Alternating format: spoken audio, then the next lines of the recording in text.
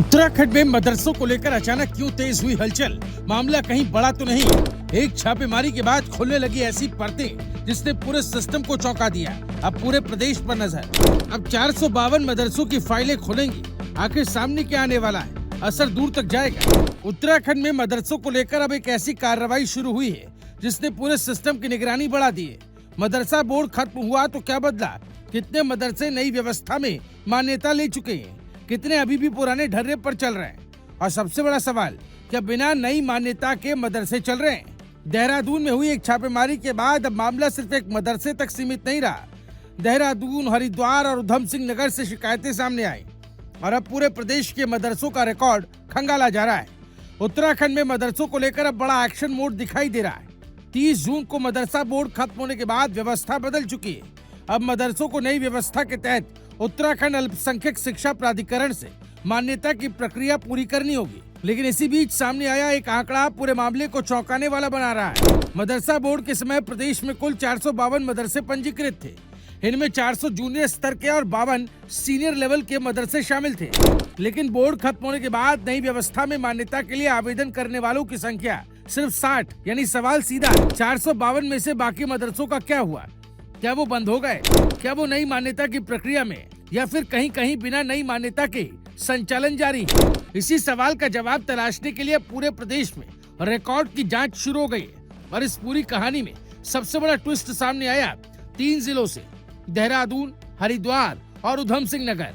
प्राधिकरण के पास इन जिलों में कुछ मदरसों के नियमों के विपरीत संचालित होने की शिकायतें पहुंची है। इसके बाद बुधवार को देहरादून में टीम ने छापेमारी की। जांच के दौरान एक मदरसे के कथित रूप से अवैध संचालन का मामला सामने आने की बात कही जा रही है।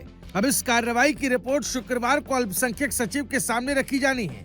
यानी देहरादून की छापेमारी अब सिर्फ स्थानीय कार्रवाई नहीं रही, इसके तार पूरे प्रदेश की निगरानी व्यवस्था से जुड़ गए हैं।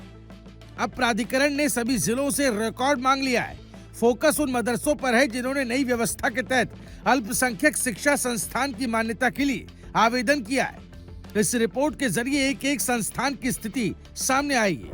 कौन आवेदन कर चुका है, कौन नियमों के मुताबिक संचालित हो रहा है, कौन अभी भी मान्यता की प्रक्रिया से बाहर है, कौन बिना नई मान्यता के संस्थान चला रहा है। यानी अब पुराने रजिस्ट्रेशन की आड़ में संचालन जारी रखना पर्याप्त नहीं होगा। मदरसा बोर्ड में कभी पंजीकरण हुआ था, यह अपने आप में अब संचालन की अंतिम अनुमति नहीं माना जाएगा। नई व्यवस्था के नियमों का पालन हुआ या नहीं, यही सबसे बड़ा सवाल बनने जा रहा है। लेकिन कहानी यहीं खत्म नहीं होती। प्राधिकरण की नजर सिर्फ मान्यता के कागजों पर नहीं है, धार्मिक शिक्षा के नाम पर संचालित होने वाली संस्थाओं को लेकर भी निगरानी बढ़ाई जा रही है। अगर जांच में कोई संस्था निर्धारित नियमों के विपरीत चलती मिली तो उसकी पूरी रिपोर्ट शासन को भेजी जाएगी और जरूरत पड़ी तो कार्रवाई की सिफारिश भी होगी। मतलब साफ है, अब मदरसों की फाइलें खुलेंगी, रिकॉर्ड खंगाले जाएंगे और जमीनी स्थिति भी जांची जाएगी। यही वजह है कि 452 पुराने पंजीकृत मदरसों का आंकड़ा अब सबसे ज्यादा चर्चा में है। क्योंकि अगर 452 में से सिर्फ 60 ने नई मान्यता के लिए आवेदन किया है तो बाकी करीब 392 संस्थानों की स्थिति क्या है? ये संख्या अपने आप में बड़ा सवाल है। लेकिन यहाँ एक बात साफ समझना जरूरी है, इन 392 मदरसों को सीधे अवैध घोषित नहीं किया गया है। इनमें कुछ संस्थान बंद हो चुके हो सकते हैं, कुछ आवेदन की प्रक्रिया में हो सकते हैं और कुछ ऐसे भी हो सकते हैं जिनकी स्थिति अब जांच के बाद साफ होगी। यानी असली तस्वीर जिला स्तर की रिपोर्ट आने के बाद ही सामने आएगी। अब आगे की पूरी कार्रवाई 3 स्तरों पर जाती दिखाई दे रही है। पहली कैटेगरी, जिन्होंने नई मान्यता के लिए आवेदन किया।